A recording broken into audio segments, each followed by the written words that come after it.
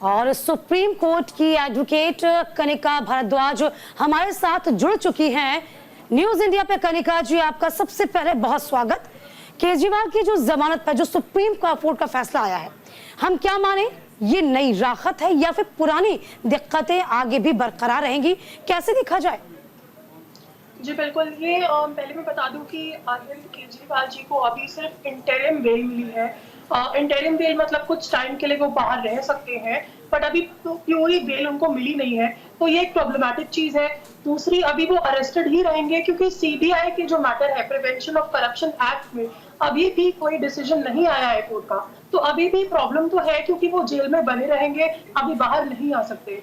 दूसरी चीज मैं ये बता दूं कि जो ऑर्डर आया है पीएमएलए, तो सुप्रीम कोर्ट ने अभी सिर्फ सेक्शन 19 ऑफ पीएमएलए एक्ट को देखा है और अभी कोई मेरिट पे नहीं आए हैं इस केस के।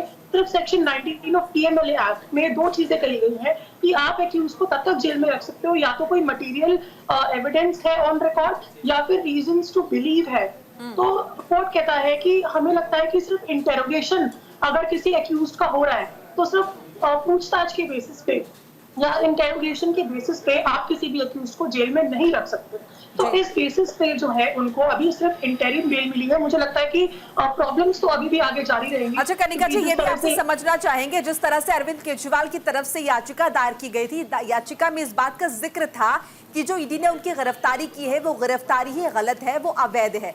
तो क्या इस मामले पर क्लैरिटी अरविंद केजरीवाल को मिल गई है सुप्रीम कोर्ट की तरफ से कि जो गिरफ्तारी की है ईडी ने ये गलत थी?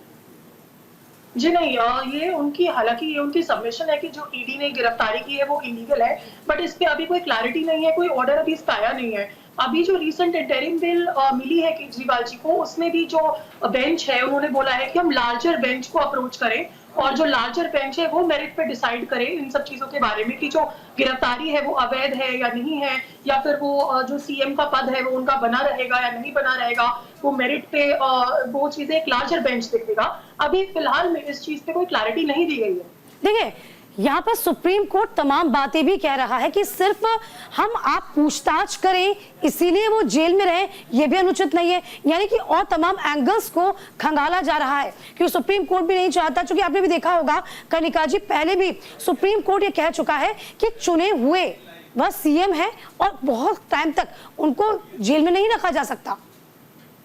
जी बिल्कुल, देखिए अभी 90 डेज से ऊपर हो गया है। आप कोई भी अगर एक्ट उठा के देखें तो वैसे भी 90 डेज से ऊपर अगर अरेस्ट का उनका हो ही चुका है, तो मुझे लगता है कि अब तक तो इन्वेस्टिगेशन ईडी की हो जानी चाहिए थी कंप्लीट। अभी भी अगर उनकी इन्वेस्टिगेशन पूरी कंप्लीट नहीं हो रही, अभी भी अगर वो मटेरियल एविडेंस ऑन रिकॉर्ड नहीं ला पा रहे, तो ये एक बहुत बड़ा लूप होल मैं समझती हूँ इस चीज को। 90 दिन से ऊपर उनको हो गए हैं जेल में, तो मुझे भी ये लगता है कि एज पर द लॉ उनको अब बेल मिल जानी चाहिए। बट अगर वो कोई नया एविडेंस ऑन रिकॉर्ड ले आए या फिर अगर उन्होंने कोई नई ऐसी सर्कमस्टांसेस ईडी ने बना दिए कि कोई नया मटेरियल एविडेंस ऑन रिकॉर्ड आ गया, तब भी उनकी ये जो बेल है वो डिसमिस हो सकती है। तो अभी इंटरिम बेल उनको मिली है और रेगुलर बेल उनको नहीं मिली है, तो ये एक बहुत प्रॉब्लमैटिक चीज है उनके लिए। और रेगुलर बेल मिलने में उनको, मुझे लगता है अगर ईडी ने कोई नया सर्कमस्टेंशियल एविडेंस या मटेरियल एविडेंस ऑन रिकॉर्ड अगर वो ले आते हैं, तो मुझे लगता है इंटरिम बेल उनकी जो है खत्म होने के बाद रेगुलर बेल जो है वो डिसमिस होने के चांसेस है। यानी कि कनिका जी, हम ये माने कि सुप्रीम कोर्ट से पूरी तरह से राहत नहीं मिली है अरविंद केजरीवाल को, जैसे कि हम पहले जिक्र कर रहे थे कि सुप्रीम कोर्ट से तो पूरी राहत मिल गई है और अब बारी हाई कोर्ट की है और हाई कोर्ट में ये साबित करना है, केजरीवाल की तरफ से ये साबित किया जाना है कि देखिए सुप्रीम कोर्ट में तो राहत मिल गई है, ऐसे में अब सीबीआई ने जिस तरह से गिरफ्तारी की है, ऐसे में वहां भी राहत मिलनी चाहिए। इन बातों की भी दलील वहां पर रखी जा सकती है।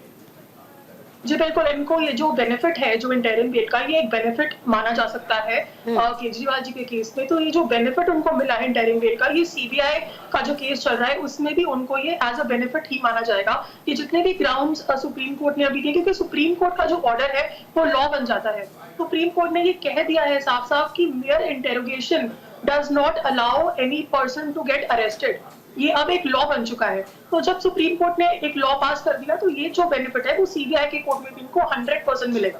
देखिए कनिका जी, इस बात से हम इनकार नहीं कर सकते, क्योंकि 90 दिनों का जो जिक्र बार बार आ रहा है, इसमें यह भी संभव होगा आगे कि सुप्रीम कोर्ट ईडी को भी कटघरे में खड़ा करे कि भाई इतना वक्त हो गया कि आप अभी तक अपना इंट्रोगेशन पूरा नहीं कर पाए। जी बिल्कुल, ये एक बहुत बड़ा पॉइंट है कि ईडी को भी दिखाना पड़ेगा कि उनका केस कितना स्ट्रांग है। अगर ईडी ये फेल हो जाता है ये दिखाने में कि उनका केस कितना स्ट्रांग है, तो ईडी को भी प्रॉब्लम हो सकती है। हो सकता है कि ईडी के अगेंस्ट भी कोई एडवर्स ऑर्डर सुप्रीम कोर्ट पास कर दे। ये बहुत ज़रूरी है कि क्योंकि आप एक जो केजरीवाल जी हैं वो पीएम हैं, इलेक्टेड लीडर हैं। उनकी एक पोस्ट है जो आप इस तरह से आप किसी भी इंसान को किसी भी एक्यूज को या कोई नॉर्मल हो या कोई वीआईपी हो या कोई लीडर हो, आप इस तरह से लॉ का एब्यूज नहीं कर सकते।